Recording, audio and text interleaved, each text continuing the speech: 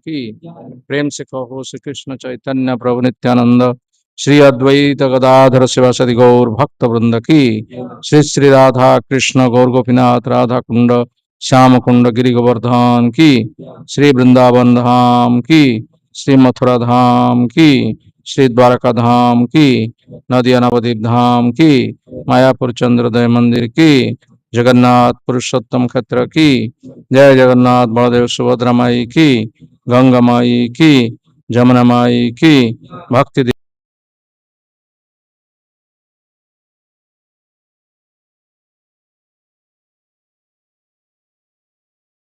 महाप्रभु की श्रीमद् भगवद गीता की गौर प्रेमानंदे all glory to assembled devote all glory to assembled devote all glory to assembled devote all glory to Sri Guru and Gauranga all glory to Srila Prabhupada all glory to Srila Gurudev की ॐ अज्ञानतिमिरन्धस्य ज्ञानाञ्जनशलाकया चक्षुरुन्मिलितं येन तस्मै श्रीगुरवे नमः श्रीचैतन्यमनोभीष्टं स्थापितं येन भूतले स्वयं रूप कदा मह्यं ददाति सोपदन्तिकं वन्देऽहं श्रीगुरु श्रीयुतपदकमल श्रीगुरो वैष्णवस्य श्रीरूपं साग्रजातं सहगण रघुनाथनितं तं सजीवं साद्वैतं सावधूतं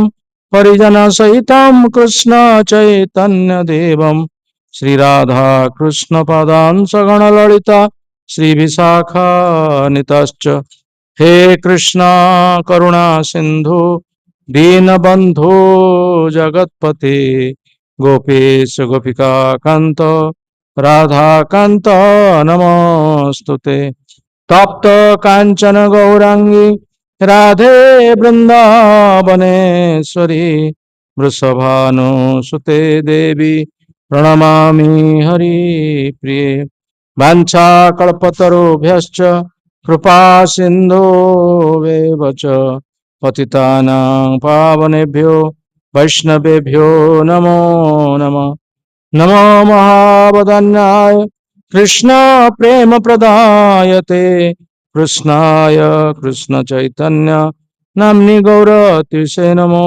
नमः नीलाचल निवासाय नित्याय परमात्मने बलभद्र सुभद्राभ्यां जगन्नाथाय ते नमः जय श्री कृष्ण चैतन्य प्रभो नित्यानंद श्री अद्वैत गदाधर श्रीवासादि श्री गौर भक्त वृंद हरे कृष्णा कृष्णा कृष्णा हरे हरे हरे राम राम राम हरे हरे हरे कृष्णा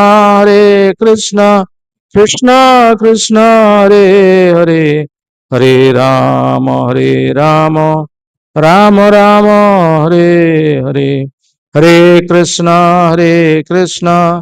कृष्णा कृष्णा हरे हरे हरे राम राम राम हरे हरे ओम नमो भगवते वासुदेवाय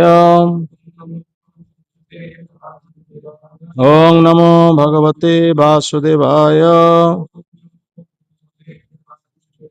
ओम नमो भगवते वासुदेवाय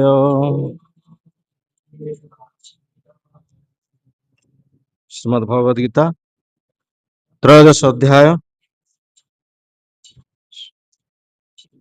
श्लोक 32 अनादि त्वान् निर्गुणत्वात् परमात्मायम् अव्ययः शरीर स्तो अपि कौन्तेय न करोति न लिप्यते अनादित्वात् निगुणत्वात् परमात्मा अव्यय शरीरस्थोऽपि कौन्तेय न करोति न लिप्यते अनादित्वा निर्गुणत्वात् परमात्मा अव्यय शरीरस्थोऽपि कौन्तेय न करोति न लिप्यते।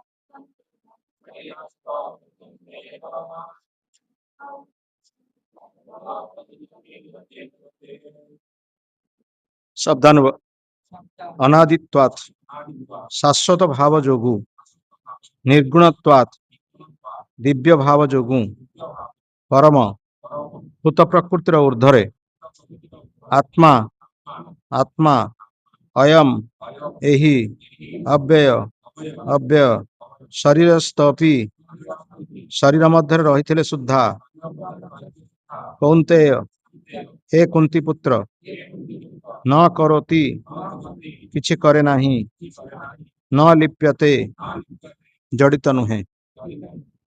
अनुवाद जो माने दिव्य शाश्वत दृष्टि लाभ करिसंती से माने देखि पारंती जे आत्मा दिव्य शाश्वत अटे एवं भूत प्रकृतिर त्रिगुणर बहुत ऊर्ध्वरे अवस्थित। हे अर्जुन जदिओ आत्मा जड़ शरीर मध्य रही तथापि से किछि करे नाही किंबा कौनसी स्थिर जड़ित हुए नाही। श्रील प्रभुपादंकर भावार्थ जीव जन्म हैला परि प्रतीत हुए कारण ये जड़ शरीर जन्म हुए किंतु वास्तव रे जीवात्मा शाश्वत अटे से जन्म हुए नाही। से जड़ शरीर मध्य रही सुद्धा से नित्य दिव्य और शाश्वत तेणु से कदापि विनष्ट हो पारिब नाही।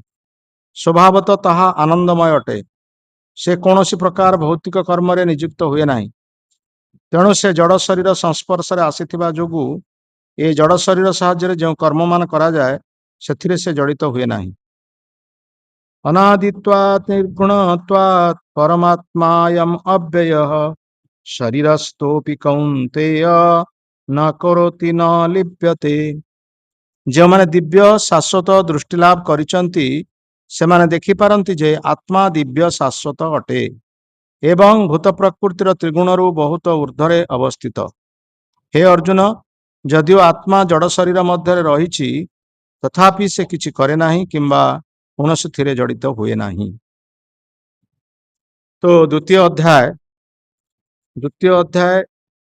जहाकु सांख्य योग बोली कहा जायछि सेथिरे जो विषय रे कहा जायछि ताहाकु ए अध्याय रे त्रयोदश अध्याय रे बहु भल भाव विश्लेषण करा जायछि। द्वितीय अध्यायटा हूँ सांख्य योग जोटा कि शरीर एवं आत्मा मध्य पार्थक्य टाक बुझा जाए। शरीरटा कौन एवं आत्मा कौन। शरीरटा हूँ जड़ शरीर आत्मा हूँ दिव्य नित्य शरीर हूँ अशाश्वत। शरीर नष्ट हुए आत्मा किंतु नष्ट हुए ना। ए विषय रे भगवान कृष्ण अर्जुन को द्वितीय अध्याय बुझे जो अर्जुन शरीर चेतना प्रबल भाव थिला जो से युद्ध करने अनिच्छुक थिले। युद्ध क्षेत्र त्याग करके से तपस्या करने को चाहूले। से समय रे भगवान तांको एई आत्मा विषय रे कहले जे तुमे जो शरीर को ବର୍ତ୍ତମାନ ମାରିବ, ସେଥିରେ ଆତ୍ମାର କୌଣସି କ୍ଷତି ହେବ ନାହିଁ। ଆତ୍ମା ନିତ୍ୟ, ଆତ୍ମା ସେ ଶରୀର ତ୍ୟାଗ କରିକି ଆଉ ଏକ ଶରୀର ମଧ୍ୟରେ ପ୍ରବେଶ କରିବ।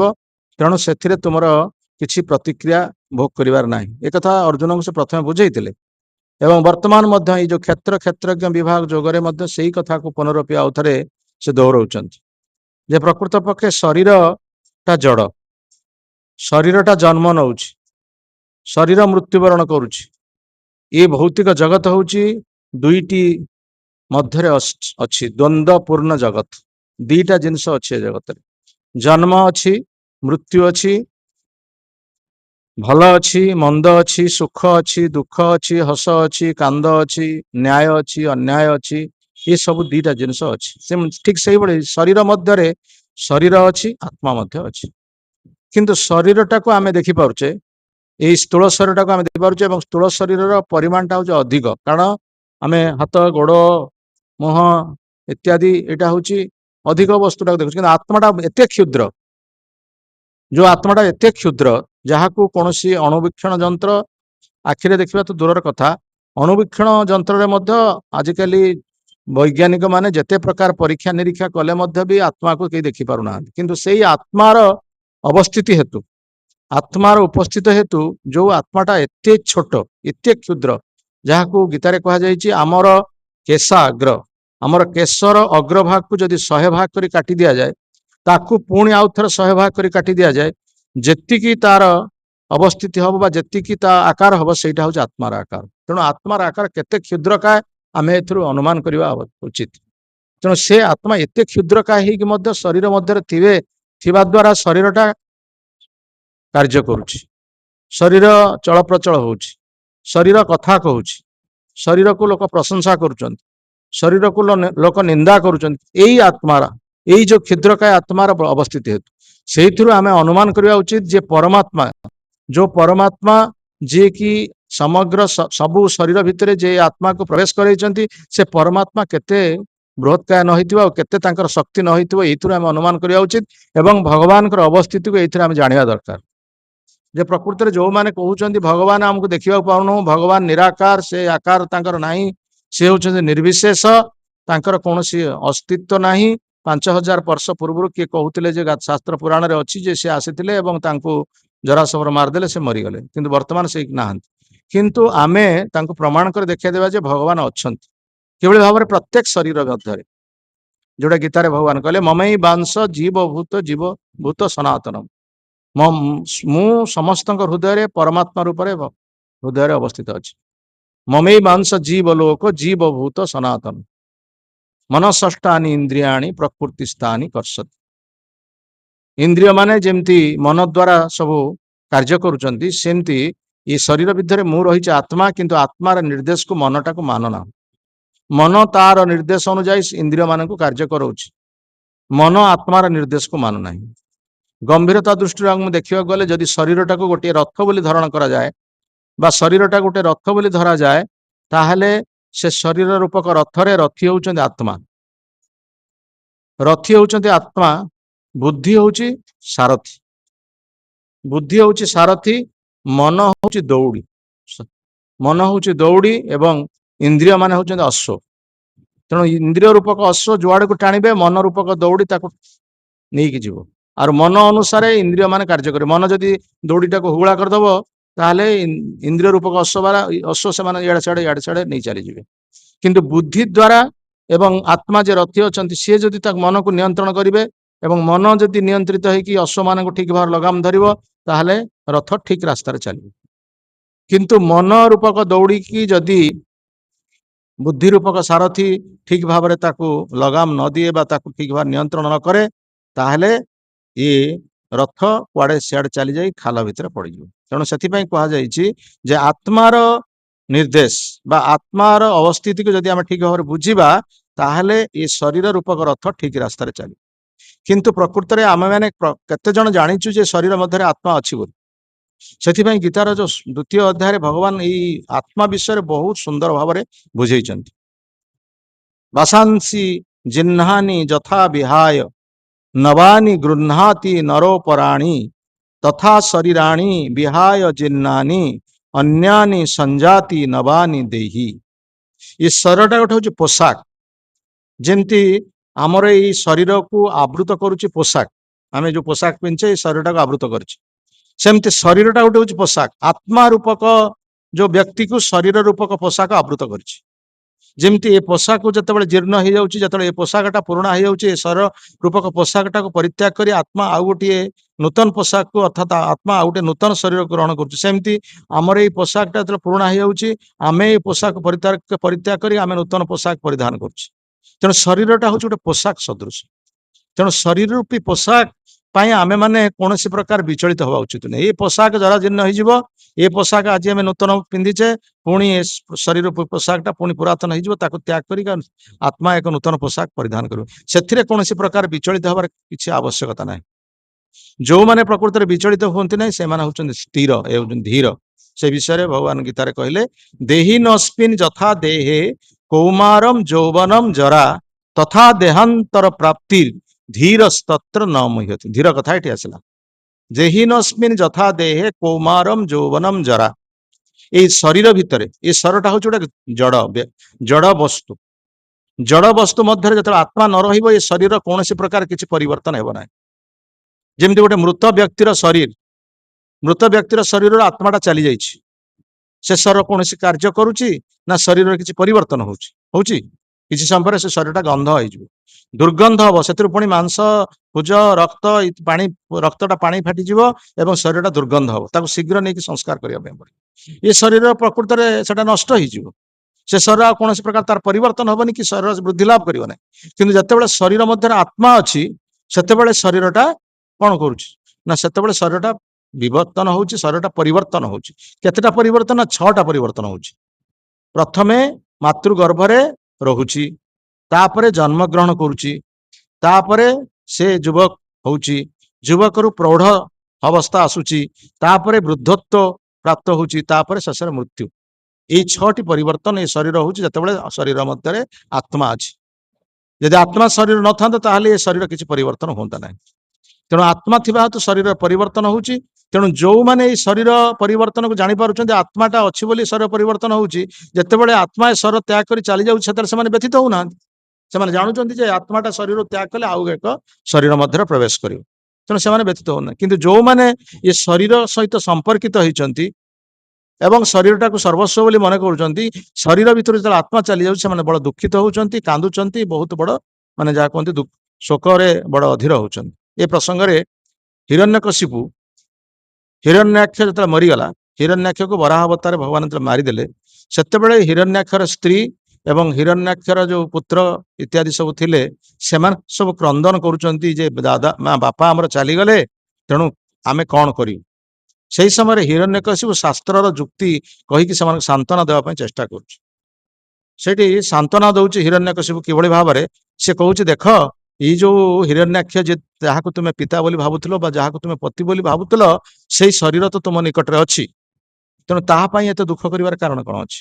କିନ୍ତୁ ଶରୀର ଭିତରେ ଯୋଉଟା ଚାଲିଗଲା, ଶରୀର ଭିତରେ ଯୋଉ ବସ୍ତୁଟା ଚାଲିଗଲା, ତାକୁ ତ ତୁମେ ଦେଖିନାହ, ତା ବିଷୟରେ ତୁମେ ଜାଣିନାହ, ସେଥିପାଇଁ ଶୋକ କରିବାର କଣ କାରଣ ଅଛି? ଯାହାକୁ ତୁମେ ଦେଖିନାହ କି ଯାହାକୁ ତୁମେ ଜାଣିନାହ, ତା ବିଷୟରେ ତ କିଛି ଶୋକ କରିବାର ଆବଶ୍ୟକ। ଯାହାକୁ ତୁମେ ଦେଖୁଛ, ଯାହାକୁ ତୁମେ ଜାଣିଛ, ସେ ତ ତମ ସମକ୍ଷରେ ଅଛି, ତେଣୁ ସେଥିରେ ଦୁଃଖ କରିବାର କଣ କାରଣ ଅଛି? କିନ୍ତୁ ଯିଏ ଚାଲିଗଲା ତାକୁ ଦେଖିନାହ, ତୁମେ ଜାଣିନାହ, ତାହେଲେ ସେ ବିଷୟରେ ଦୁଃଖ କରିବାର କଣ କାରଣ ଅଛି? ସେ ବିଷୟରେ ସେ ଗୋଟେ ଗପ ତାଙ୍କୁ କହୁଛନ୍ତି। ହିରଣ୍ୟକଶିପୁ ଗୋଟେ ଗପ କହୁଛି ସେ ତାଙ୍କର ସ୍ତ୍ରୀ ଆଉ ପିଲାମାନଙ୍କୁ। ସେ କହୁଛି, ସୁଯଜ୍ଞ ବୋଲି ଜଣେ ରାଜା ଥିଲେ। ସୁଯଜ୍ଞ ବୋଲି ଜଣେ ରାଜା ଥିଲେ, ତାଙ୍କର ବହୁତ ପତ୍ନୀ ଥିଲେ, ତାଙ୍କର ବହୁତ ରାଣୀ ଥିଲେ। ଏବଂ ସେ ସୁଯଜ୍ଞ ରାଜା ଯିଏକି ତାଙ୍କର ଯୋଉ ପ୍ରତିବେଶୀ ଯୋଉ ଶତ୍ରୁ ରାଜ୍ୟ ଅଛି ତାଙ୍କୁ ଆକ୍ରମଣ କଲେ। ଶତ୍ରୁ ରାଜ୍ୟର ରାଜା ତାଙ୍କୁ ଆକ୍ରମଣ କଲେ, ତାଙ୍କର ରାଜ୍ୟରେ ଆକ୍ରମଣ କଲେ ଏବଂ ରାଜା କଣ କଲେ, ତାଙ୍କର ସୈନ୍ୟମାନଙ୍କ ସହିତ ସେ ରାଜାଙ୍କ ସହିତ ଯୁଦ୍ଧ କଲେ ଏବଂ ଯୁଦ୍ଧ କରିବା ପରେ ସୁଯଜ୍ଞ ରାଜା ମୃତ୍ୟୁବରଣ କଲେ। ସୁଯଜ୍ଞ ରାଜା ଯେତେବେଳେ ମୃତ୍ୟୁବରଣ କରିଛନ୍ତି, ଯୁଦ୍ଧ କ୍ଷେତ୍ରରେ ମୃତ୍ୟୁବରଣ କରିଛନ୍ତି, ତାଙ୍କ ଶରୀର ସେଠି ପଡିକି ରହିଛି, ତାଙ୍କ ଶରୀରରେ ରକ୍ତାକ୍ତ ସବୁ ହେଇଛି ଏବଂ ଶରୀର ଅସ୍ତ୍ର ଅଛି, ସବୁ ଅଛି। ରାଣୀମାନେ ସମସ୍ତେ ଯୁଦ୍ଧ କ୍ଷେତ୍ରକୁ ଯାଇ ଭେଁ ଭେଁ କାନ୍ଦିଲେ। ଆମର ରାଜା ଚାଲିଗଲେ, ଆମର ପତି ଚାଲିଗଲେ, ଆମେ କେମିତି ଜୀବନ ଧାରଣ କରିବୁ? ତାଙ୍କୁ ନେଇକି ଆମେ ଜୀବନ ନେଇକି ବଞ୍ଚିଥିଲୁ, ସେ ତ ଚାଲିଗଲେ, ଆମେ କଣ କରିବୁ? ଏଇଭଳି ଭାବରେ କାନ୍ଦିବାକୁ ଲାଗିଲେ। ଆଉ ସେ ରାଜାଙ୍କ ଶରୀରକୁ ଛାଡିଲେନି, ସମସ୍ତେ ତାଙ୍କୁ ଧରିକି କୋଳାକୋଳି କରିକି ତାକୁ କାନ୍ଦିବାକୁ ଲାଗିଲେ। ସେ ସମୟରେ ଯମରାଜ ନିଜେ ଆସୁଛନ୍ତି ନବା ପାଇଁ, ଶରୀରରୁ ଆତ୍ମାକୁ ନବା ପାଇଁ ଆସୁଛନ୍ତି, କିନ୍ତୁ ଏମାନେ ତ ସବୁ ଶରୀରକୁ ଧରି କାନ୍ଦୁଛନ୍ତି। ସେମାନେ କଣ ଆଉ ତାଙ୍କୁ ଯମରାଜ କଣ କଲେ ନା ତାଙ୍କୁ ସାନ୍ତ୍ୱନା ଦେବା ପାଇଁ ସିଏ ଗୋଟେ ଗପ କହିଲେ। ଯମରାଜ ଗୋଟେ ଗପ କହିଲେ। ସେ ଗପଟି କହିଲେ, ଗୋଟେ ଯମରାଜ ଆସିଛନ୍ତି ଗୋଟେ ଛୋଟିଆ ବାଳକ ବେଶରେ, ଏବଂ ସିଏ ତାଙ୍କୁ ଗୋଟେ ଗପ କହିଲେ। ସେ କଣ ଗପ କହିଲେ ନା, ଗୋଟେ କପତ ଏବଂ କପତି ଗୋଟେ ଗଛରେ ବାସ କରୁଥିଲେ। କପତ ଏବଂ କପତି ଗଛରେ ବାସ କରୁଥିଲେ। ତାଙ୍କର କେତେକ ଶାବକ ଥିଲେ, ତାଙ୍କର କେତେ ଛୋଟ ପିଲାମାନେ ଥିଲେ। ତେଣୁ ସେ କପତ ଏବଂ କପତି ଯାଇଛନ୍ତି ଖାଦ୍ୟ ଆଣିବା ପାଇଁ ପିଲାମାନଙ୍କ ପାଇଁ। ପିଲାମାନଙ୍କ ପାଇଁ ଖାଦ୍ୟ ଆଣିବାକୁ ଯାଇଛନ୍ତି। ଏ ସମୟରେ କଣ କରୁଛି ନା, ଯେ ଜଙ୍ଗଲ ଭିତରେ ଗୋଟେ ବ୍ୟାଧ ଥିଲା, ଶିକାରୀ ଥିଲା। ସେ କଣ କଲା ନା, ସେ ଗଛ ତଳେ ଗୋଟେ ଜାଲ ବିଛେଇଦେଲା। ଜାଲ ଉପରେ କିଛି ଖାଦ୍ୟ ମଧ୍ୟ ସବୁ ପକେଇଦେଲା। କେହି ଜାଣିପାରିବ ନାହିଁ ଜଣେ ଜାଲ ପଡିଛି, ଜାଲ ଉପରେ ଖାଦ୍ୟ ପଡିଛି ବୋଲି। କିନ୍ତୁ ଏଇ ଯୋଉ ଛୋଟ ପିଲାମାନେ, ସେମାନେ ଜାଣିପାରିଲେନି। ସେମାନେ ଭାବିଲେ, ଆରେ ଖାଦ୍ୟ ତ ଏଇଠି ଅଛି, ମା ବାପା କାହିଁକି ଯାଇଛନ୍ତି ଏତେ ଦୂର ଖାଦ୍ୟ ଆଣିବା ପାଇଁ, ତେଣୁ ଆମେ ଏଇଠି ଖାଦ୍ୟ ଖାଇଦବା। ସେମାନେ ଜାଣିପାରିଲେନି ଯେ ତା ଭିତରେ ତଳେ ଅଛି ଜାଲ। ତେଣୁ ଯେତେବେଳେ ସେ ଛୋଟ ପକ୍ଷୀ ମାନେ ଉଡି ସାଙ୍ଗେ ସାଙ୍ଗେ ତଳକୁ ଆସିକି ସେ ତାଙ୍କର ଖାଦ୍ୟକୁ ଗ୍ରହଣ କଲେ, ତାଙ୍କର ଗୋଡ ସବୁ ଛନ୍ଦି ହେଇଗଲା ସେ ଜାଲରେ, ଆଉ ସେ ଜାଲରୁ ବାହାରି ପାରିଲେନି। ସେ ଜାଲରେ ସେଠି ବନ୍ଧା ହେଇଗଲେ। ତାପରେ ମା ଆସିଲା। ମା ଆସିକି ଦେଖିଲା ଯେ ପିଲାମାନେ ତଳେ ପଡିକି ଛଟପଟ ହଉଛନ୍ତି। ତେଣୁ ମା ଟା ଦୁଃଖ ହେଲା ପିଲାମାନଙ୍କୁ ଦେଖିକି। ମା ସେଠୁ କଣ କଲା ନା, ପିଲାମାନଙ୍କୁ କେମିତି ଉଦ୍ଧାର କରିବ ସେଥିପାଇଁ ଚେଷ୍ଟା କଲା, ଏବଂ ସଙ୍ଗେ ସଙ୍ଗେ ସେ ପିଲାମାନଙ୍କ ପାଖକୁ ଚାଲିଗଲା। ସେ ଜାଣିପାରିଲାନି ଯେ ଗୋଟେ ଜାଲ ଅଛି। ସିଏ ବି ମଧ୍ୟ ସେ ଜାଲରେ ଆବଦ୍ଧ ହେଇଗଲା। ସେ ଜାଲରେ ଆବଦ୍ଧ ହେଲା ପରେ ତା ବାପା ଆସିଲା, କପତ ଆସିଲା। କପତ ଆସି ଦେଖିଲା ଯେ ପିଲା ସହିତ ମା ସେ ଜାଲ ଭିତରେ ସବୁ ପଡିଛି। ତେଣୁ ସିଏ ବି ଜାଣିପାରୁନି ଜାଲରେ ବନ୍ଧା ହେଇଛନ୍ତି ବୋଲି। ସେମାନେ ଭାବିଲେ ବୋଧେ ତଳେ ପଡିଯାଇଛନ୍ତି, କଣ ହେଇଛି, ଛଟପଟ ହଉଛନ୍ତି। ବାପା ମଧ୍ୟ ଯେତେବେଳେ ଦେଖିଲା ଯେ ପିଲା ମା ସହିତ ପଡିଛନ୍ତି, ସିଏ ସଙ୍ଗେ ସଙ୍ଗେ ତାଙ୍କ ପାଖକୁ ଗଲା, ଏବଂ ସିଏ ମଧ୍ୟ ତାଙ୍କ ପାଖକୁ ଯାଇକି ସିଏ ମଧ୍ୟ ଜାଲରେ ପଡିଗଲେ। ତେଣୁ ସମସ୍ତେ ସେ ଜାଲରେ ପଡିଗଲେ। ବ୍ୟାଧତାର ଆସିଲା, ଶିକାରୀ ଆସିଲା, ଅତି ସହଜରେ ଆଜି କପତ କପତି ତାର ପିଲାମାନେ ସବୁ ପାଇଗଲା, ତା ଘରକୁ ନେଇ ଚାଲିଲା। ନେଇକି ତାର ବିକ୍ରି କଲା, ତା ମାରିଲା, ତା ଖାଇଲା, ସେ ଯାହା। ତେଣୁ ଦେଖନ୍ତୁ, ଏଇପରି ଯୋଉ ଆସକ୍ତି, ଏ ଶରୀର ପ୍ରତି ଆସକ୍ତି ଥିବା ହେତୁ କି ପ୍ରକାର କ୍ଷତି ହଉଛି। ଏଇଟା ପଶୁ ପକ୍ଷୀ ଜୀବନରେ ମଧ୍ୟ ଏଇ ଜିନିଷ ଘଟୁଛି, ଆଉ ମାନବ ଜୀବନରେ ମଧ୍ୟ ସେଇ ଯଦି ଆମର ଆସକ୍ତି ରହିବ, ତାହେଲେ ସେଥିପାଇଁ ଆମେ କେବଳ ଦୁଃଖ ପାଇବା ଛଡା ଆଉ କିଛି ନୁହେଁ। ତେଣୁ ଯୋଉମାନେ ଏଇ ଶରୀର ପରିବର୍ତ୍ତନରେ ଦୁଃଖିତ ହୁଅନ୍ତେ ନାହିଁ ବା ବିଚଳିତ ହୁଅନ୍ତେ ନାହିଁ, ସେଇମାନେ ପ୍ରକୃତରେ ବିଜ୍ଞ ବୋଲି କୁହାଯାଉଛି ବୋଲି ଗୀତାରେ ଭଗବାନ କୃଷ୍ଣ ଅର୍ଜୁନଙ୍କୁ କହିଲେ। ତୁମେ କାହିଁକି ଦୁଃଖ ପ୍ରକାଶ କରୁଛ? ତୁମେ କାହିଁକି ଯୁଦ୍ଧ କ୍ଷେତ୍ର ତ୍ୟାଗ କରିକି ଚାଲିଯିବା ପାଇଁ କହୁଛ? ଯୋଉମାନଙ୍କୁ ତୁମେ ଭାବୁଛ ପିତାମହ ବୋଲି, ଯୋଉମାନଙ୍କୁ ତୁମେ ଭାବୁଛ ଗୁରୁ ବୋଲି, ଯୋଉମାନେ ତୁମର ମାମୁଁ ବୋଲି ଭାବୁଛ, ଯୋଉମାନେ ତୁମ ଭାଇ ବୋଲି ଭାବୁଛ, ସେମାନେ ତ ଯୁଦ୍ଧ କ୍ଷେତ୍ରରେ ପ୍ରସ୍ତୁତ ହେଇକି ଆସୁଛନ୍ତି ଯୁଦ୍ଧ କରିବା ପାଇଁ। ତୁମର କାହିଁକି ଏତେ ଶରୀର ତାଙ୍କ ପ୍ରତି ଏତେ ସମ୍ବେଦନା କାହିଁକି ତାଙ୍କ ପ୍ରତି? ତୁମେ ତ ମଧ୍ୟ ଯୁଦ୍ଧକୁ ଆସିଥିଲ ପ୍ରସ୍ତୁତ ହେଇକି ଯୁଦ୍ଧ କରିବା ପାଇଁ। ସେମାନେ ବି ଯୁଦ୍ଧ କ୍ଷେତ୍ରରେ ପ୍ରସ୍ତୁତ ହେଇକି ଆସିଛନ୍ତି। ସେମାନେ ତୁମକୁ ବହୁତ ନିର୍ଯାତନା ଦେଇଛନ୍ତି, ସେମାନେ ତୁମକୁ ବହୁତ ଅପମାନ କରିଛନ୍ତି, ସେମାନଙ୍କୁ ତୁମକୁ ନିନ୍ଦା କରିଛନ୍ତି, ସେମାନେ ତୁମକୁ ବହୁତ ଟର୍ଚର କରିଛନ୍ତି। ତାହା ସତ୍ତ୍ୱେ ମଧ୍ୟ ସେମାନେ ଆସିଛନ୍ତି ଯୁଦ୍ଧ କରିବା ପାଇଁ। ଆଉ ତୁମେ ଏଥିରୁ ଯୁଦ୍ଧ କ୍ଷେତ୍ରରୁ ପଳାୟନ କରିବ କୋଉ ପ୍ରକାର ଭାବରେ? ତୁମେ ଗୋଟେ ଭୀରୁ, ଆଉ ତୁମେ ଗୋଟେ କାପୁରୁଷ ବୋଲି ସମସ୍ତେ ଜାଣିବେ। ତୁମେ ଯେ ତାଙ୍କ ପ୍ରତି ସମ୍ବେଦନା କରିକି ଛାଡିକି ପଳେଇ ଗଲ, ସେ କଥା କେହି ଭାବିବେନି। ସେମାନେ ଚାହିଁବେ କଣ, ସେମାନେ ଭାବିବେ କଣ, ଏଇଟା ଗୋଟେ ଡରିଗଲା ଆମମାନଙ୍କୁ ଦେଖିକି। ଆମ ମାନଙ୍କର ସୈନ୍ୟ ସାମନ୍ତକୁ ଦେଖିକି, ଏତେ ସୈନ୍ୟ ସାମନ୍ତକୁ ଦେଖିକି ଡରିକି ଇଏ ଯୁଦ୍ଧ କ୍ଷେତ୍ର ତ୍ୟାଗ କରିକି ପଳେଇଲେ। ସେମାନେ ସମସ୍ତେ ଏଇ କଥା କହିବେ। ତେଣୁ ତୁମେ ଯୁଦ୍ଧ କର। ଯୁଦ୍ଧ କ୍ଷେତ୍ରରେ ଯଦି ତୁମେ ମୃତ୍ୟୁବରଣ କର, ତାହେଲେ ତୁମେ ଭଗବତ ଧାମକୁ ଯିବ। ଯଦି ସେମାନେ ବି ଯୁଦ୍ଧ କ୍ଷେତ୍ରରେ ମୃତ୍ୟୁବରଣ କରିବେ, ତାହେଲେ ସେମାନେ ମଧ୍ୟ ଭଗବତ ଧାମକୁ ଯିବେ। କାରଣ ମୁଁ ଏଠାରେ ଉପସ୍ଥିତ ଅଛି। ଯମ ରାଜାଙ୍କର ଦ୍ୱାର ସେଠି ବନ୍ଦ ହେଇଯାଇଛି। ଯମ ତାଙ୍କର ଗେଟ୍ ତାଲା ପକେଇ ଦେଇଛନ୍ତି। କାରଣ ଯମପା ନିଜେ ଏଇଠି ଅଛନ୍ତି। ଯମ କିଏ? ବିଦୁର। ବିଦୁର ତ ନିଜେ ଅଛନ୍ତି ଏଠାରେ। ତେଣୁ ଯମରାଜଙ୍କର ଦ୍ୱାର ସେଠି ବନ୍ଦ। ସେଠି କେହି ଯମରାଜ ପାଖକୁ ଯିବେନି, ସମସ୍ତେ ଯିବେ ଭଗବତ ଧାମ। ତେଣୁ ତୁମେ ସେଥିରେ ଦୁଃଖ କରିବାର କୌଣସି କାରଣ ନାହିଁ। ତୁମେ ବର୍ତ୍ତମାନ ଯୁଦ୍ଧ କର। ଠିକ ସେଇ ପ୍ରକାର ଭାବରେ ଆମେମାନେ ଯୋଉ ଶରୀର ପାଇଁ ଦୁଃଖ ପ୍ରକାଶ କରୁଛେ, ଆମର ଯୋଉ ସମ୍ବନ୍ଧ, ପିତା ପୁତ୍ରର ସମ୍ବନ୍ଧ ହଉ, ପତି ପତ୍ନୀର ସମ୍ବନ୍ଧ ହଉ, ପ୍ରଭୁ ଭୃତ୍ୟର ସମ୍ବନ୍ଧ ହଉ, ଭାଇ ଭଉଣୀର ସମ୍ବନ୍ଧ ହଉ, ଅପରାପର ବନ୍ଧୁବାନ୍ଧବ ସମ୍ବନ୍ଧ ହଉ, ଏଇ ଯୋଉ ସମ୍ବନ୍ଧ ପାଇଁ ଆମେ ଦୁଃଖ ପ୍ରକାଶ କରୁଛେ, ପ୍ରକୃତରେ ସେ ସମ୍ବନ୍ଧ କଣ? ସେ ସମ୍ବନ୍ଧଟା ପ୍ରକୃତରେ କଣ? ଯାହା କୁହାଯାଏ, ଯେମିତି ଗୋଟେ ନଈ ବଢିରେ ସବୁ ବାଲି, ଏଇ ଯୋଉ କାଠି କୁଟା ସବୁ ବେଳେ ବେଳେ ମିଶିଯାଏ, ପୁଣି କେତେବେଳେ ସବୁ ବିଚ୍ଛିନ୍ନ ହେଇଯାଏ। ନଈ ବଢିର ସୁଅରେ ଆସୁଛି ବାଲି, କାଠି କୁଟା ସବୁ ମିଶି ଯାଉଛି, ପୁଣି ଯେତେବେଳେ ସୁଅ ଜୋର ହଉଛି ସେ କାଠି କୁଟା ସବୁ ବିଚ୍ଛିନ୍ନ ହଉଛି। ଏଇ ସମ୍ପର୍କ ହଉଛି ସେଇ ପ୍ରକାର। ବର୍ତ୍ତମାନ ଆମେ ପିତା ପୁତ୍ରର ସମ୍ପର୍କରେ ଆସିଛେ, ମରିଗଲା ପରେ ସେ ପିତା କାହାର ପତି ହେବେ, କାହାର ପୁତ୍ର ହେବେ, କି କୁକୁର ହେବେ, କି ବିରାଡି ହେବେ, କିଛି ନାହିଁ, ତାର କିଛି ଗ୍ୟାରେଣ୍ଟି ନାହିଁ। ঠিক সেইভাবে ଆମେ ଜନ୍ମ ହେଇଛେ, ଆମେ ମରିଗଲା ପରେ କୋଉଠି କୁକୁର କି ବିରାଡ଼ି କି ସାପ କି ବେଙ୍ଗ କଣ ହବ ତା ଠିକ ନାହିଁ। ଏତେ ଦୁଃଖ ପ୍ରକାଶ କରିବାର କଣ ଅଛି? ହଁ, ତେଣୁ ସେଥିପାଇଁ ଦୁଃଖ ପ୍ରକାଶ କରିବାର କୌଣସି କାରଣ ନାହିଁ। ତେଣୁ ସେ ଆତ୍ମା ପ୍ରକୃତରେ କିଭଳି ଭାବରେ ଏକ ଉନ୍ନତ ଶରୀର ପ୍ରାପ୍ତ ହବ, ସେଥିପାଇଁ ଆମେ ବର୍ତ୍ତମାନ ଶରୀର ଥିବା ଅବସ୍ଥାରେ ଚିନ୍ତା କରିବା ଦରକାର ଯେ ଆମର ଏ ଶରୀର ମଧ୍ୟରେ ଆତ୍ମା ଥିବା ହେତୁ ବର୍ତ୍ତମାନ ଆମେ କର୍ମଠ ହେଇଛେ। କିନ୍ତୁ ସେଇ ଆତ୍ମା ଯେତେବେଳେ ଶରୀର ତ୍ୟାଗ କରୁଛି, ସିଏ ଆଉ ଏଇଭଳି ନିଚ ଶରୀର ଲାଭ କରିବା ଉଚିତ ନାହିଁ। ମାନବ ଶରୀର ପାଇକି ତ ମଧ୍ୟ ଆମେ ଏତେ ଦୁଃଖ ପାଉଛେ। ସବୁ ଶରୀର ଭିତରେ ମାନବ ଶରୀର ହଉଛି ଉନ୍ନତ ଶରୀର। ଯେତେ ଶରୀର ଅଛି 84 ଲକ୍ଷ ଜୀବଜନି ମଧ୍ୟରେ ମାନବ ହଉଛି ସବୁଠୁ ଉନ୍ନତ ଶରୀର। ତେଣୁ ମାନବ ରୂପକ ଶରୀର ପାଇକି, ଏତେ ଉନ୍ନତ ଶରୀର ପାଇକି ଯଦି ଆମେ ଏତେ ଦୁଃଖ ପାଉଛେ, ତାହେଲେ ଆହୁରି ନିଚ ଜନିରେ ତ ଆହୁରି ବହୁତ ଦୁଃଖ ଅଛି। ତେଣୁ କାହିଁକି ଆମେ ଏ ଶରୀର ପ୍ରତି ଏତେ ଆସକ୍ତ ହବା ଉଚିତ? ବରଂ ଶରୀର ଥିବା ଅବସ୍ଥାରେ ଆମେ ଯୋଉ ଆତ୍ମା, ଯାହାକୁ ଆମେ ନିଜେ କହୁଛେ ଆମେ ଆତ୍ମା, ଆତ୍ମାର ଯେ ଇଷ୍ଟ ସେ ପରମାତ୍ମା, ତାଙ୍କ ସହିତ ଆମେ ସମ୍ପର୍କ ରଖିବା ଉଚିତ, ଯାହାକୁ କୁହାଗଲା ଆତ୍ମାର ଧର୍ମ।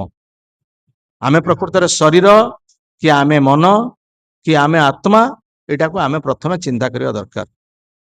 ଆମେ ପ୍ରକୃତରେ ଶରୀର ନା ଆମେ ମନ, ନା ଆମେ ବୁଦ୍ଧି, ନା ଆମେ ଆତ୍ମା? ପ୍ରକୃତରେ ଆମେ କଣ? ଯୋଉ ଶରୀରକୁ ନେଇ ଗର୍ବ କରୁଛେ, ଶରୀରଟାକୁ ଆମେ ରକ୍ଷା କରିପାରୁନି। ଯେତେ ଚାହିଁଲେ ମଧ୍ୟ ଶରୀର ଆମେ ରଖିପାରିବା ନାହିଁ। ମାତ୍ରା ସ୍ପର୍ଶାସ୍ତୁ କୌନ୍ତେୟ ଶୀତୋଷ୍ଣ ସୁଖ ଦୁଃଖଦା ଆଗମା ପାଇନ ଅନିତ୍ୟ ତାନ୍ତି ତିକ୍ଷସ୍ଵ ଭାରତ। ଭଗବାନ ଅର୍ଜୁନ କହୁଛନ୍ତି, ତୁମେ ଯୋଉ ବର୍ତ୍ତମାନ ଦୁଃଖ ପ୍ରକାଶ କରୁଛ, ତୁମର ପ୍ରତିବେଶୀ ମାନେ ତୁମକୁ ଦୁଃଖ ଦେଇଛନ୍ତି, କଷ୍ଟ ଦେଇଛନ୍ତି, ତୁମ ସ୍ତ୍ରୀକୁ ବହୁତ ନିର୍ଯାତନା ଦେଇଛନ୍ତି। ଏ ଶରୀର ହଉଛି ସେଇଆ। ଏ ଶରୀରଟା ଯେତେବେଳେ ପର୍ଯ୍ୟନ୍ତ ଆମର ଅଛି, ସୁଖ ଆସିବ, ଦୁଃଖ ଆସିବ। ଯେମିତି ଶୀତ ଋତୁ ଆସୁଛି, ଥଣ୍ଡା ହଉଛି, ଆମେ ସେ ଶୀତଟାକୁ ସହ୍ୟ କରୁଛୁ। ଶୀତ ଋତୁରେ ଆମେ ଗରମ ପାଣି ଗରମ କରିକି ସେଥିରେ ଗାଧଉଛୁ। ସେମିତି ଗ୍ରୀଷ୍ମ ଋତୁରେ ଗରମ ହଉଛି, ପାଣିଟାକୁ ଥଣ୍ଡା କରିକି ଆମେ ଗାଧଉଛୁ। ଶୀତ ଋତୁରେ ଫ୍ୟାନ୍ ବନ୍ଦ କରିଦଉଛେ, ଘରେ ହିଟର ଲଗେଇକି ଆମେ ରାତିରେ ରହୁଛେ। ଗ୍ରୀଷ୍ମ ଋତୁରେ ଫ୍ୟାନ୍ ଚଲଉଛେ, ଏସି ଚଲଉଛେ, ତାକୁ ଆମେ ଥଣ୍ଡା କରି ଘରେ ଶୋଉଛେ। ତାକୁ ଯେମିତି ଆମେ ସହ୍ୟ କରୁଛେ, ଶୀତ ଏବଂ ଗ୍ରୀଷ୍ମକୁ ସହ୍ୟ କରୁଛେ, ସେମିତି ଶରୀର ସୁଖ ଦୁଃଖକୁ ତୁମେ ସହ୍ୟ କର। କାହିଁକି ନା ଏ ଶରୀରଟା ରହିବ ନାହିଁ। ହଁ, ଏ ଶରୀରଟା ନିଶ୍ଚୟ ଦିନେ ନା ଦିନ ନଷ୍ଟ ହବ। ଯାହାକୁ ନ ଜାୟତେ ନ ମ୍ରିୟତେ ବା କଦାଚିନ୍ ଅଜో ନିତ୍ୟ ଶାଶ୍ୱତୟମ୍ ପୁରାଣ ନ ହନ୍ୟତେ ହନ୍ୟମାନେ ଶରୀରେ। ଏ ଶରୀରଟା ଜନ୍ମ ନେଲା, ଏ ଶରୀରଟା ନିଶ୍ଚିତ ଭାବରେ ମୃତ୍ୟୁବରଣ କରିବ। ତେଣୁ ଶରୀର ସୁଖ ଦୁଃଖରେ ତୁମେ ଭାଗିଦାର ହବାର କିଛି ଆବଶ୍ୟକତା ନାହିଁ। ଯେମିତି ଗ୍ରୀଷ୍ମ ଋତୁ ଆଉ ଶୀତ ଋତୁକୁ ତୁମେ ସହ୍ୟ କରୁଛ, ସେଇଭଳି ଶରୀର ସୁଖ ଦୁଃଖକୁ ତୁମେ ସହ୍ୟ କର। ଇଏ ସୁଖ ଦୁଃଖ ହଉଛି ଟଙ୍କାର, ମୁଦ୍ରାର ଦୁଇଟା ପାର୍ଶ୍ୱ। ମୁଦ୍ରାର ଦୁଇ ପାର୍ଶ୍ୱରେ ଯେମିତି ଗୋଟେ ପଟରେ ଅଶୋକ ସ୍ତମ୍ଭ ଅଛି, ଆଉ ଗୋଟେ ପଟରେ ଟଙ୍କା ଲେଖାଯାଇଛି, ମୁଦ୍ରାର କେତେ ଟଙ୍କା ସେଟା ଲେଖାଯାଇଛି। ଠିକ ସେଇଭଳି ଭାବରେ ଶୀତ ଏବଂ ଗ୍ରୀଷ୍ମ ଯେମିତି ଦୁଇ ଋତୁ ଅଛି, ସେମିତି ସୁଖ ଆଉ ଦୁଃଖ ଏ ଶରୀର ଥିବା ପର୍ଯ୍ୟନ୍ତ ରହିବ। ତେଣୁ ସେଥିରେ ତୁମେ କୌଣସି ପ୍ରକାର ବିଚଳିତ ହୁଅ ନାହିଁ। ମାତ୍ରା ସ୍ପର୍ଶାସ୍ତୁ କୌନ୍ତେୟ ଶୀତୋଷ୍ଣ ସୁଖ ଦୁଃଖଦା ମାଗମା ପାଇନ ଅନିତ୍ୟ। ଇ ଆସିବ ଏବଂ ଯିବ। ଶୀତ ଆସିବ, ଶୀତ ଯିବ। ଗ୍ରୀଷ୍ମ ଆସିବ, ଗ୍ରୀଷ୍ମ ଯିବ। ଆଉ କିନ୍ତୁ ତୁମେ ହଉଛ ନିତ୍ୟ, ତାହାକୁ ତୁମେ ସହ୍ୟ କର। ଏଇଟାକୁ ଆମକୁ ସହ୍ୟ କରିବା ପାଇଁ ପଡିବ। ଏଥିରେ ଦୁଃଖ ପ୍ରକାଶ କରିବାର କିଛି କାରଣ ନାହିଁ। ଏ ବିଷୟରେ ଦ୍ୱିତୀୟ ଅଧ୍ୟାୟରେ ସାଂଖ୍ୟ ଯୋଗରେ ବହୁତ ସୁନ୍ଦର ଭାବରେ ଭଗବାନ ବୁଝେଇଛନ୍ତି। ଏଇଭଳି ଭାବରେ ବହୁତ କଥା ସେ କହିଛନ୍ତି ଯେ ଶରୀର ହଉଛି ଅନିତ୍ୟ, ଆତ୍ମା ହଉଛି ନିତ୍ୟ। ଆତ୍ମାକୁ କେହି କାଟି ପାରିବ ନାହିଁ, ଆତ୍ମାକୁ କେହି ଖଣ୍ଡ ଖଣ୍ଡ କରିପାରିବ ନାହିଁ। ନୈନ ଛିନ୍ଦନ୍ତି ଶସ୍ତ୍ରାଣୀ ନ ଦହତି ପାବକ ନ କ୍ଳେଦୟନ୍ତି ଯୋ ନ ଶୋଷୟନ୍ତି ମାରୁତ। ଆତ୍ମା ଗୋଟେ ଏଭଳି ବସ୍ତୁକୁ ତାହାକୁ କେହି ଖଣ୍ଡ ଖଣ୍ଡ କରି କାଟି ବି ପାରିବ ନାହିଁ। ତାହାକୁ କୌଣସି ଅସ୍ତ୍ରଶସ୍ତ୍ର ଦ୍ୱାରା, ଏତେ ପ୍ରକାର ଯେତେ ସବୁ ପରମାଣୁ ଅସ୍ତ୍ର ଆଜିକାଲି ବାହାରିଲାଣି, ତାକୁ କୌଣସି ପ୍ରକାର ଖଣ୍ଡ ଖଣ୍ଡ କରାଯାଇ ପାରିବ ନାହିଁ। ତାହା ନିତ୍ୟ ଏବଂ ତାହା ଶାଶ୍ୱତ। ସେ ରହିଛି, ରହିଥିଲା ଏବଂ ରହିବ। ଏ ଶରୀର ନଥିଲା, ବର୍ତ୍ତମାନ ଅଛି, ଆଉ ପରବର୍ତ୍ତୀ ସମୟରେ ରହିବ ନାହିଁ। ତେଣୁ ଆମେ ଶରୀର ପାଇଁ ଏତେ ଦୁଃଖିତ ହବା ଉଚିତ ନୁହେଁ ବା ବିଚଳିତ ହବାର ଆବଶ୍ୟକତା ନାହିଁ। ଏଇଭଳି ଭାବରେ ଭଗବାନ ଦ୍ୱିତୀୟ ଅଧ୍ୟାୟରେ ବହୁତ ସୁନ୍ଦର ଭାବରେ ବୁଝେଇଛନ୍ତି, ଯୋଉଟାକୁ ଆତ୍ମଜ୍ଞାନ ବୋଲି କୁହାଯାଉଛି। ପ୍ରକୃତରେ ଏଇ ଗୀତାରେ ପ୍ରାଥମିକ ସ୍ତର ହଉ, ପ୍ରାଥମିକ ଶିକ୍ଷା ହଉଛି ଆତ୍ମଜ୍ଞାନ। ଆମେ ଶରୀର ନୁହଁ, ଆମେ ହଉଛୁ ଆତ୍ମା। ଏଇଟାକୁ ଆମର ପ୍ରଥମ ଶିକ୍ଷା। ଏଇଟାକୁ ପ୍ରଥମେ ଶିକ୍ଷା ଅର୍ଜୁନଙ୍କୁ କହିବା ଛଳେ ଆମକୁ ସେ ଦେଉଛନ୍ତି। ଆଉ ଅର୍ଜୁନଙ୍କୁ ଯୋଉ ଶିକ୍ଷା ଦଉଛନ୍ତି, ଏଇଟା ଆମ ପାଇଁ ଶିକ୍ଷା। ତେଣୁ ତାହାକୁ ଆହୁରି ଭଲ ଭାବରେ ବିଶ୍ଳେଷଣ କରି ବର୍ତ୍ତମାନ ଏଇ ତ୍ରୟୋଦଶ ଅଧ୍ୟାୟରେ କ୍ଷେତ୍ର ବିଭାଗ ଯୋଗରେ ସେଇ କଥା କହୁଛନ୍ତି। ଆମେ ଶରୀରର ଉପର କ୍ଷେତ୍ରକୁ ଭାବୁଛୁ ଯେ ଶରୀରଟାକୁ ରଖିକି ଆମେ ସବୁଦିନ ପାଇଁ ରହିବା, କିନ୍ତୁ ଏ ଶରୀରଟା ସବୁଦିନ ରହିବନି। ये शरीर को आमको त्याग करने पड़ो आम इच्छा ना शरीर आत्मा आमको छाड़ी जीव जमती उदाहरण दि जाए गोटे घरे आम भड़ा घरे रहीचे जोटा आम निजर घर नुह से घर को जब आम भड़ा नदवा प्रत्येक मास से घर छाड़ा ना ना मालिक कौन प्रकार आसिक आम कह तुम भड़ा दौन तुम छाड़ नूतन भड़ा लोक जी देवे सी आस रे ठीक से भाव में ये शरीर को जो पुराणा हो जराजीर्ण हो शरीर निश्चित भाव में आमको छाड़ तेणु से आम दुख कर कौन कारण ना किंतु जो आम जहा जो आत्मा आम शरीर भितर जो आत्मा अच्छी से आत्मा कौटी जीव से आम प्रचेषा करवा दरकार ये शरीर थी अवस्था आत्मा हूँ आमर प्रकृत पक्ष परमात्मा अंश तेणु आत्मा कि परमात्मा सहित संपर्कित हम आत्मा कि परमात्मा सहित संबंधित हम आत्मा कि भगवान सेवा कर आम बर्तमान एवं चेष्टा करवा दरकार किंतु आम शरीर संपर्कित होइकि आमर पुत्र आमर कन्या आमर स्त्री आमर बंधु आमर बांधव आमर पिता आम माता ये आसक्त होइकि आम जीवनटा कटिगला यही भाव में जीवनटा कटिगला आउ शेषर सुखदेव गोस्वामी कहते जे प्रकृत पर देहापत्य कलत्रादिषु आत्मसन्नेषु असत्सु अपि तेषां प्रमत्त निधनम पश्यन्नपि न पश्यति आम भावुचे कौन शरीर आमको सुरक्षा देव से सब जिम्नासियम को जाऊँच योग शिक्षा करुँच प्राणायाम योग अभ्यास करुँच इत्यादि सब शरीर एक्सरसाइज करके शरीर को सुस्थ सबल करुँच शरीर आमको सुरक्षा देव प्रकृत में जिते सुस्थ सबल जिते जहाँ तुमको जिते प्रकार योग शिक्षा कर केतेबेले शरीर कौन सी परिस्थिति रे केतेबेले शरीर रोगग्रस्त हम कि कहीहबन शरीर पारालीसिस हो शरीर जहाँ कह जाए कार्य किसी करिबो नाही अथर्व हो पंगु हो कौन कर योग तुम किसी कौन प्रकार रक्षा कर तुम चिंता कर शरीर संपर्कित जो मैंने से तुमको रक्षा करेंगे से तुमको सुरक्षा देवे पति हो पत्नी हो पुत्र हो कन्या हो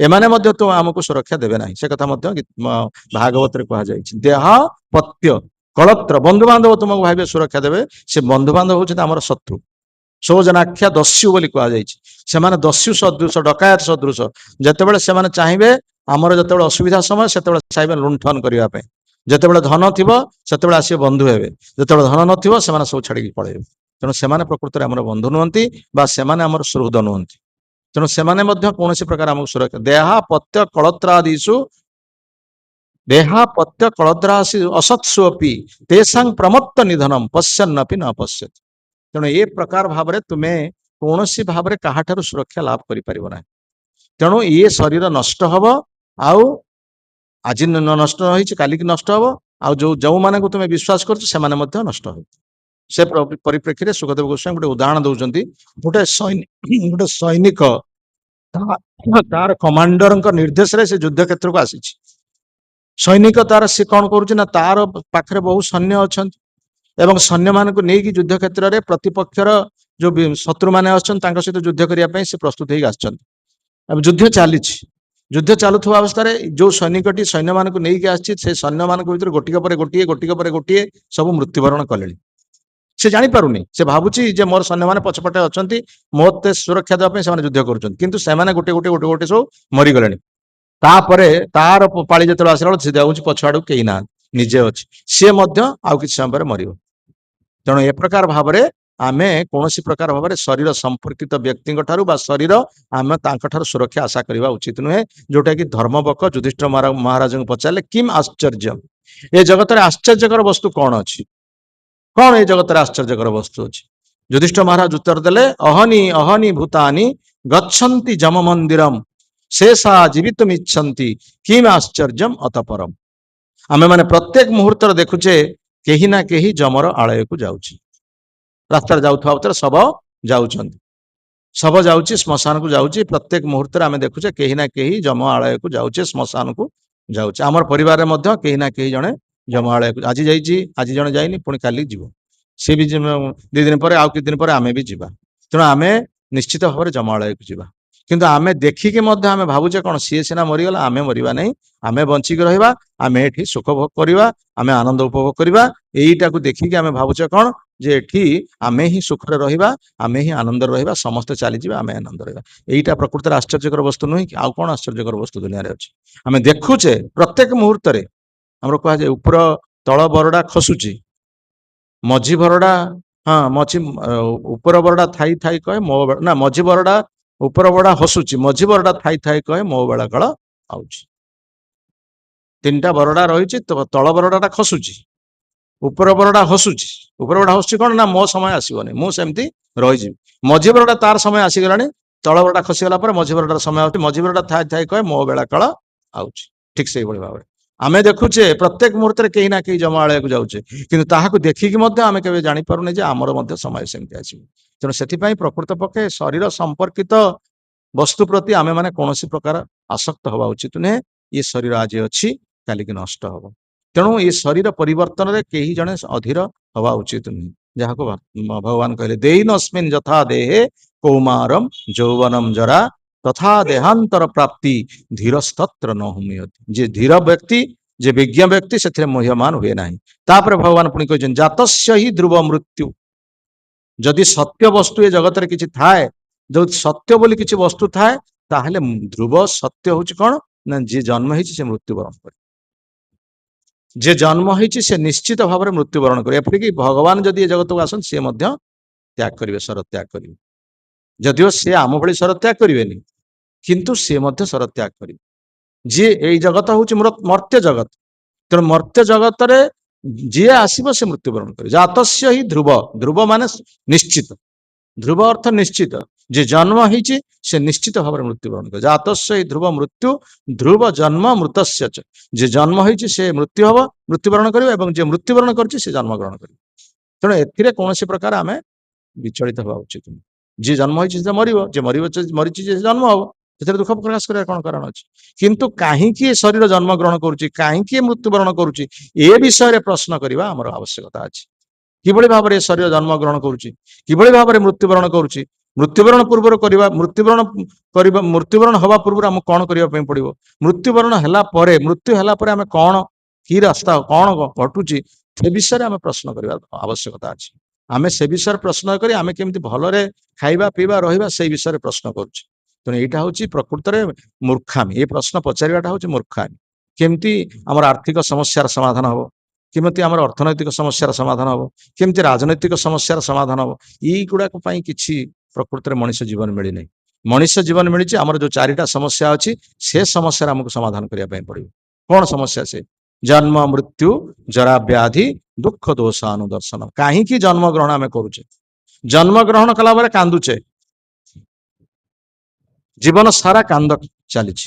ଛୋଟ ପିଲା ଅବସ୍ଥାରେ କାନ୍ଦୁଛେ ସ୍କୁଲକୁ ଯିବା ପାଇଁ, ଯୁବକ ହେଇକି ବିବାହ କରିକି କାନ୍ଦୁଛେ, ବୃଦ୍ଧ ହେଲା ପରେ ଶରୀର ଯେତେବେଳେ ରୋଗଗ୍ରସ୍ତ ହଉଛି, ଶରୀର ଯେତେବେଳେ କ୍ଷୀଣକାୟ ହଉଛି, ଇନ୍ଦ୍ରିୟ ମାନେ କାର୍ଯ୍ୟ କରୁନାହାନ୍ତି, ସେତେବେଳେ ଆମେ କାନ୍ଦୁଛେ। ମୃତ୍ୟୁବରଣ କଲା ବେଳକୁ ମଧ୍ୟ କଷ୍ଟ ହଉଛି। ସବୁ ସମୟରେ ଜୀବନଟା ସାରା କାନ୍ଦି କାନ୍ଦି ଗଲା। କାହିଁକି କାନ୍ଦ, କଣ ପାଇଁ, କାହିଁକି ଆମେ କାନ୍ଦିବା? ହଁ, ଆମେ ସେ ବୁଦ୍ଧଦେବଙ୍କର ଜୀବନ ଚର୍ଯା, ବୁଦ୍ଧଦେବ ଯିଏ ଆସିଥିଲେ, ଗୌତମ ବୁଦ୍ଧ ହଉଛନ୍ତି ରାଜ ପରିବାର ଲୋକ।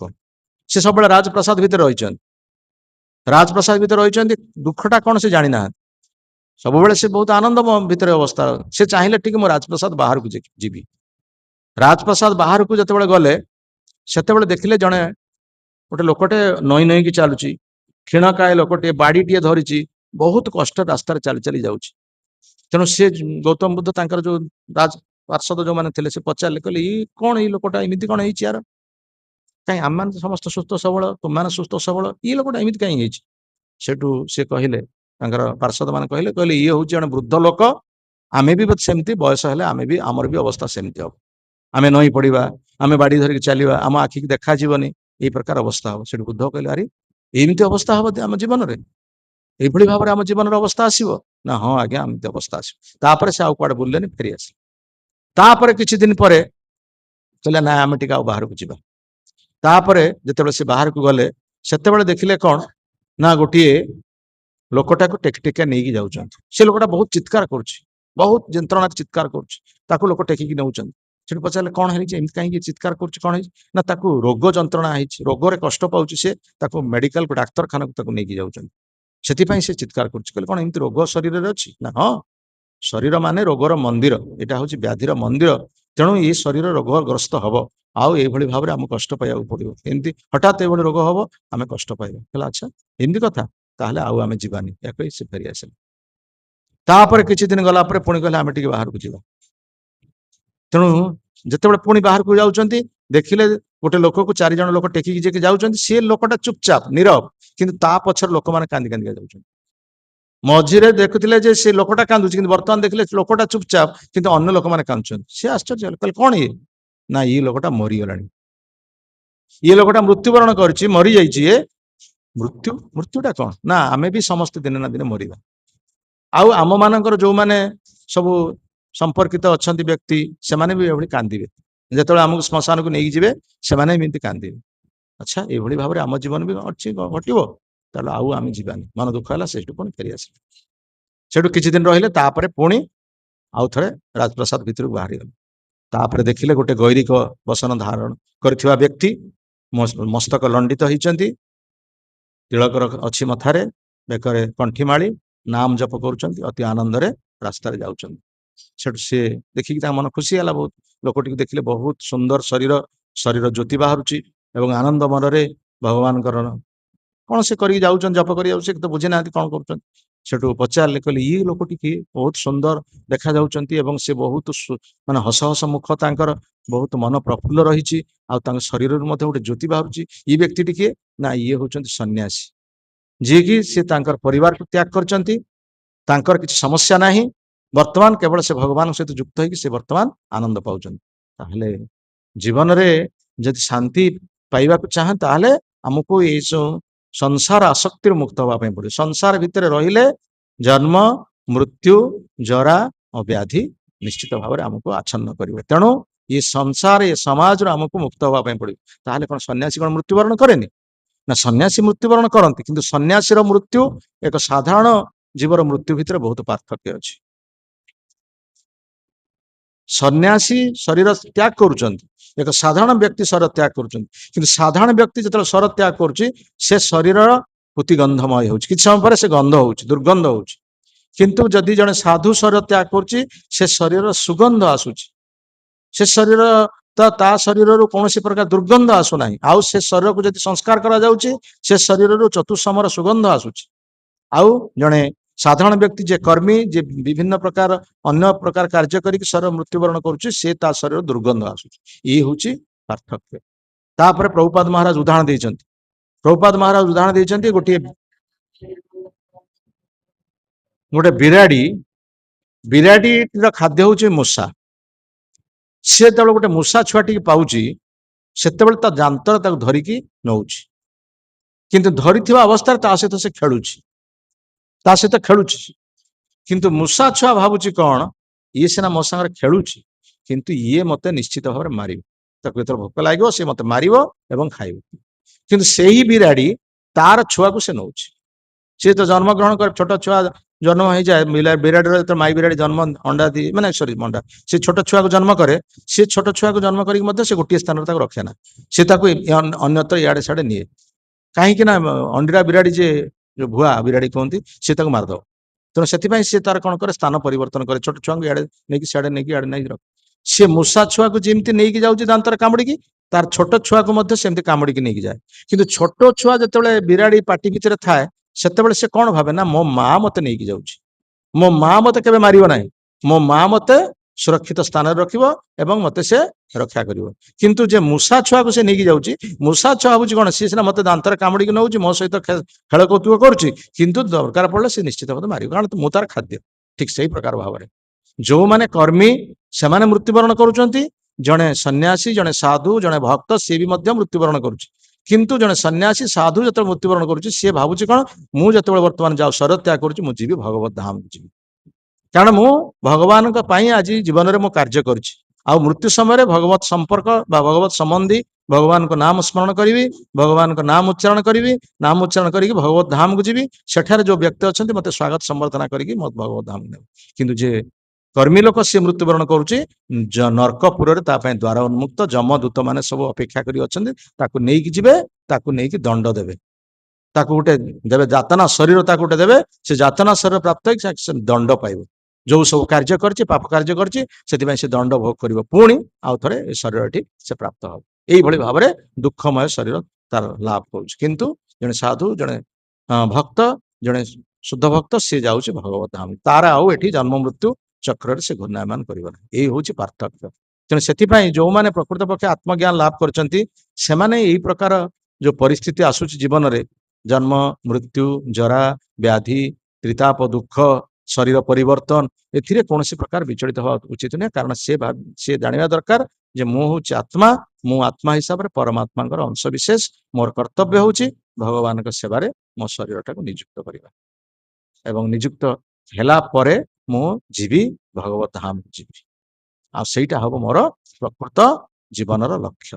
ତେଣୁ ଏଇ ପ୍ରକାର ଭାବରେ ଆମକୁ ଚିନ୍ତା କରିବା ପାଇଁ ପଡିବ, ଏବଂ ସେଥିପାଇଁ ଆମକୁ ପ୍ରସ୍ତୁତ ହେବା ପାଇଁ ପଡିବ, ମୃତ୍ୟୁ ପାଇଁ ଆମକୁ ପ୍ରସ୍ତୁତ ହେବା ପାଇଁ ପଡିବ। କେଜାଣି କାହାର ଆଜି ମୃତ୍ୟୁ କାଳ ହୋଇଯିବ ଉପସ୍ଥିତ, ବାଲ୍ୟ କାଳୁ ଧର୍ମ ଧନମୁ ସଞ୍ଚିବି ଏ ଜୀବନ ଅନିଶ୍ଚିତେ, କେଜାଣି କାହାର ଆଜି ମୃତ୍ୟୁ କାଳ ହୋଇଯିବ ଉପସ୍ଥିତ। ସେଇଭଳି ପ୍ରହ୍ଲାଦ ମହାରାଜ ମଧ୍ୟ ତାଙ୍କର ସହପାଠୀ ମାନଙ୍କୁ କହିଲେ, କୌମାର ଆଚରେତ ପ୍ରାଜ୍ଞ ଧର୍ମାନ ଭାଗବତାନ ଇହ ଦୁର୍ଲଭଂ ମାନୁଷଂ ଜନ୍ମ ତଦପି ଅଧ୍ରୁବଂ ଅର୍ଥଦମ୍। ଯେ ବାଲ୍ୟକାଳରୁ ଛୋଟ ପିଲା ଦିନରୁ ଯେ ଭାଗବତ ଧର୍ମ ଅନୁଶୀଳନ କରୁଛି ସିଏ ହଉଛି ପ୍ରକୃତ ପକ୍ଷେ ବୁଦ୍ଧିମାନ। କାହିଁକି ନା କେଜାଣି କୋଉ ସମୟରେ ମୃତ୍ୟୁ ଆସି ପହଞ୍ଚିବ କହିହବନି। ତେଣୁ ପିଲା ଦିନରୁ ଆଚରଣ କଲେ କଣ ହବ ନା ସେ ଦୃଢ ହବ। ମୃତ୍ୟୁ ତ ଆସିବ ତା ପାଇଁ, ଗୋଟେ ବୃଦ୍ଧ ଲୋକ ପାଇଁ ମୃତ୍ୟୁ ଆସିବ, ତା ପାଇଁ ବି ମୃତ୍ୟୁ ଆସିବ, କିନ୍ତୁ ପିଲା ଦିନରୁ ଯଦି ଜାଣିଥିବ ସେ ଦୃଢ ହବ, ଏବଂ ପରବର୍ତ୍ତୀ ସମୟରେ ସେ ଆଉ ବିପଦଗ୍ରସ୍ତ ହବନି କିମ୍ବା କୌଣସି ଭାବରେ ବିଚଳିତ ହବ ନାହିଁ। କିନ୍ତୁ ବୃଦ୍ଧ ଅବସ୍ଥାରେ ଯେତେବେଳେ ମୃତ୍ୟୁବରଣ କରିବ ସେ ସେ ବିଚଳିତ ହବ, ଆରେ ମୋ ମୃତ୍ୟୁ ଆସିଲା, ମୋର ପିଲାମାନେ କଣ କରିବେ, ମୋର ନାତି କଣ କରିବେ, ମୋ ପରିବାର କଣ କରିବେ, ଏଇ ପ୍ରକାର ଚିନ୍ତାଗ୍ରସ୍ତ ହବ। କିନ୍ତୁ ଯେ ଛୋଟ ବେଳରୁ ଯେ ଛୋଟ ପିଲା ବେଳରୁ ଯେ ଭଗବାନଙ୍କୁ ଜାଣିଲା ସେ ଦୃଢ ହବ, ଆଉ ତାର ଏକମାତ୍ର ସମ୍ପର୍କ ଜାଣିବ ଯେ ଭଗବାନଙ୍କ ସହିତ ମୋର ସମ୍ପର୍କ, ଆଉ କାହା ସହିତ ମୋର ସମ୍ପର୍କ ନାହିଁ, ମୁଁ ଯିବି ଭଗବତ ଧାମକୁ। ସେଥିପାଇଁ ସେ ଦୃଢ ଭାବରେ ଭଗବାନଙ୍କ ସହିତ ଯୁକ୍ତ ହେଇକି ଯିବ। ତେଣୁ ଏଇ ଜ୍ଞାନ ଆମକୁ ଲାଭ କରିବା ପାଇଁ ପଡିବ। ଯୋଉମାନେ ଏଇ ଜ୍ଞାନ ଲାଭ କରୁଛନ୍ତି ସେମାନଙ୍କୁ ବିଜ୍ଞ ଏବଂ ସେମାନଙ୍କୁ ବୁଦ୍ଧିମାନ ବୋଲି କୁହାଯାଉଛି। ଜୟ ଶ୍ରୀମଦ୍ ଭଗବଦ ଗୀତା କି, ଶ୍ରୀଲ ପ୍ରଭୁପାଦ ମହାରାଜ କି, ଜୟ ଶ୍ରୀଲ ଗୁରୁଦେବ କି, ସମବେତ ଗୌର ଭକ୍ତ ବୃନ୍ଦ की, अनंत कोटि वैष्णव वृंद की, निताई गौर प्रेमानंदे। शिल्प की जय श्री